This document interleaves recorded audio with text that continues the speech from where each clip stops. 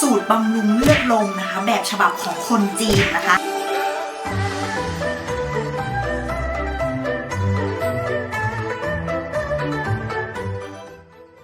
สวัสดีค่ะทุกคนวันนี้นะคะก็มาเจอกับเจ๊อีกแล้วจำได้ไหมว่าเสื้อตัวนี้ใส่ไปแล้ว1คลิปนะคะแต่ว่าวันนี้คือแบบแฮปปี้มากอยากจะพรีเซนต์พรีเซนต์อยู่อย่างหนึ่งคือตั้งใจอยากจะทำคลิปนี้มานานมากแล้วทุกคนเพราะว่าจริงๆเจ๊ว่าหลายคนอยากจะบำรุงร่างกายเหมือนบำรุงภายในจากการกินอาหารหรืออะไรก็แล้วแต่แล้วก็บำรุงเลือดลมของตัวเองใช่ป่ะแต่แน่นอนว่าในไทยมันก็จะมีสูตรต่างๆนานาที่เขาเคยรีวิวกันแล้วและเจ๊ก็มั่นใจว่ามันจะมีอยู่สูตรหนึ่งที่ไม่เคยมีใครรีวิวแน่นอนนะคะซึ่งสูตรที่เจ๊จะมาทำให้ทุกคนกินในวันนี้นะคะก็คือสูตรบำรุงเลือดลมนะคะแบบฉบับของคนจีนนะคะซึ่งแน่นอนเจ๊เป็นลูกสะใภ้คนจีนตัวนี้คือเจ๊ทานมาตั้งแต่เจ๊แบบคลอดลูกคนที่1ก็น่าจะประมาณ10 กว่าปีมาแล้วทุกคนซึ่งตอนแรกคือเจ๊ไม่ชอบทานเลยนะคะแต่พอได้ทานไปประมาณ 1-2 ครั้งเจ๊ก็ติด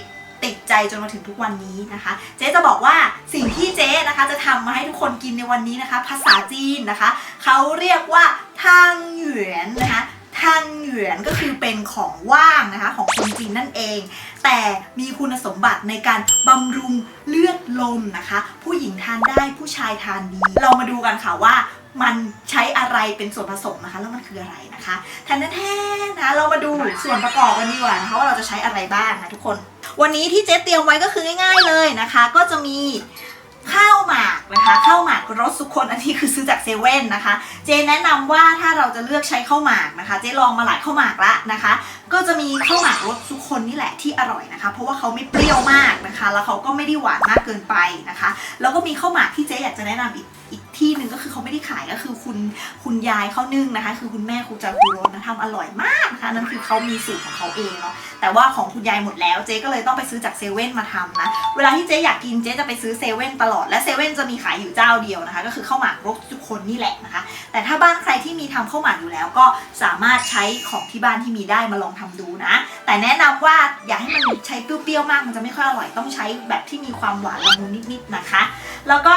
อีกอันนึงก็คือไข่นะคะแตกไหมทุกคนเจ๊ว่าให้ทุกคนเห็นข้าวหมากและไข่มันมาอยู่ด้วยกันเพราะว่าคุณไม่กินละคนแรกตอนแรกเจ๊ก็ไม่กินเหมือนกันทุกคนนะคะแต่เดี๋ยวเจ๊จะทำให้ทุกคนดูนะคะ10 กว่าปีมาแล้วที่เจ๊กินมาและก็เป็นเจ๊ทุกวันนี้นะคะตั้งแต่คลอดลูกพักฟื้นอยู่ที่บ้านเลยนะคะเจ๊ก็ได้ดื่มน้ำอันนี้แล้วก็ได้กินอันนี้ตลอดและกินทุกวันตอนอยู่ไฟนะคะประมาณ 1-2 เดือนน้ำนมไหลดีมากทุกคนแล้วก็เลือดลมดีมากแม้กระทั่งตอนที่เราแบบธรรมดาแบบเราก็ทานได้นะคะเพื่อเป็นการบำรุงนะเบื้องต้นนะคะเราก็ต้องมีหม้อนะคะหม้อแบบนี้นะคะขอพิกัดหม้อด้วยค่ะขอพิกัดหม้อนะคะหม้ออันนี้ซื้อมาจากช้อปปี้นะคะซื้อมาแบบแฟลชเซลเจไม่จำไม่ได้น่าจะประมาณ300นะคะโดยประมาณนะคะเดี๋ยวปักให้ว่าซื้อจากร้านไหนนะคะอันนี้คือน่ารักมากทุกคนนะคะน่ารักมากไม่ได้กะโหลกกะลานะคะเราก็จะตั้งหม้อนะคะให้เรียบร้อยนะคะใส่น้ำลงไปนะทุกคนวันนี้เราจะใช้ข้าวหมาก2 ห่อนะเพราะว่าเจ๊จะทำให้ทีมงานเจ๊กินด้วยนะคะก็จะใส่น้ำลงไปคือเติมน้ำถ้าเติมน้ำเยอะมันจะจืดเติมน้ำน้อยเกินไปอ่ะมันก็จะอาจจะหวานเกินไปเพราะข้าวหมากนะเพราะฉะนั้นเจ๊ก็จะใส่น้ำแบบพอประมาณนะคะไม่เยอะมากแค่นี้ก็น่าจะพอหลังจากนั้นก็จะต้มน้ำให้เดือดค่ะทุกคนระหว่างรอน้ำเดือดนะคะเราก็เตรียมข้าวหมากเลยนะคะ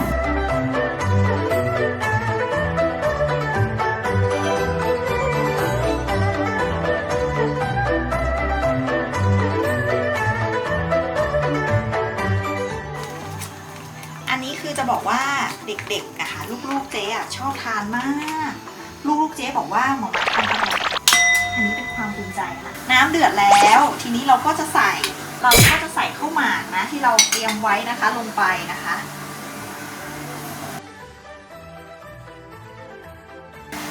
ไม่ต้องคนนะทุกคนแค่ต้มอย่างเดียว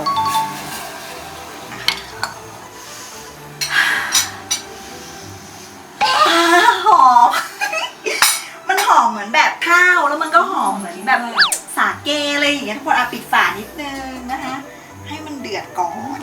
ไม่นานทุกคนเวลาทำคือไม่นานใช้ระยะเวลาแบบ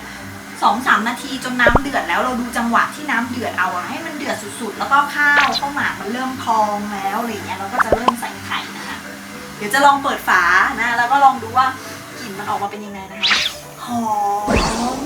เห็นไหมหอมมากไหมนี่แค่ข้าวหมากต้มกับน้ำนะใช่แต่ว่าทุกอย่างต้องเดือดไงเราจะไม่ใส่อ อื่นๆใดๆเลยนะถ้าเรามั่นใจว่าข้าวหมากเราคือรสชาติดีแล้วมันเป็นเทสของเราแล้วนะคะแต่สำหรับคนที่ไม่มีข้าวหมากที่บ้านเจแนะนำไปที่เซเว่นเพราะว่าข้าวหมากรสทุกคนคือเจทานมาหลายปีแล้วคือโอเคมากอ่ะเดือดแล้วทุกคนเดือดเต็มที่แล้วนะคะหอมมากไม่โกหกนะคะหลังจากนั้นเราก็จะใส่ไข่ทุกคนโป๊ะนะคะแล้วเราก็ไม่ต้องคนไข่นะทุกคนห้ามคนไข่นะคะก็ปล่อยให้มันแบบเป็นแบบนี้ไปเลยนะคะอย่าคนนั้นคนนี่แค่แบบว่าการทำให้ฟองมันลดลงนะแต่ว่าถ้าหลีไฟแล้วก็ปิดฝาก็เหมือนเป็นการตุ๋นมันนะคะแล้วเดี๋ยวพอเปิดฝาปุ๊บทานได้เลยค่ะทุกคนทานตอนร้อนๆนี่แหละนะตอนเย็นๆมันก็จะไม่ค่อยอร่อยตอนเย็นมันจะอารมณ์เป็นข้าวแช่ใส่น้ำร้อนเลยโอ้ยหอมมากตอนนี้คือเรียบร้อยแล้วนะคะหอมมากหอมหวนชวนรับประทานมากนะอาหารว่างเพื่อสุขภาพบำรุงเลือดลมนะคะตั้งแต่เด็กจนถึงผู้ใหญ่ทั้งหญิงทั้งชายทานได้สูตรต้นฉบับจากเมืองจีนเรียกว่าทันเหวียนนะคะทันเหวียน ซึ่งเอาจริงๆก็ไม่รู้ความหมายของประวัตินะแต่เจ๊เคยไปทานที่ร้านอาหารจีนเขาจะมีเสิร์ฟให้เป็นเหมือนของตบท้ายเวลาทานข้าวอะไรอย่างเงี้ยสงสัยตั้งแต่สมัยของแม่นางพระนางค่ะพระนางซูชิไทเฮาเลยเจ๊คิดว่าปิดแก๊สค่ะแล้วก็ตักเสิร์ฟนะคะ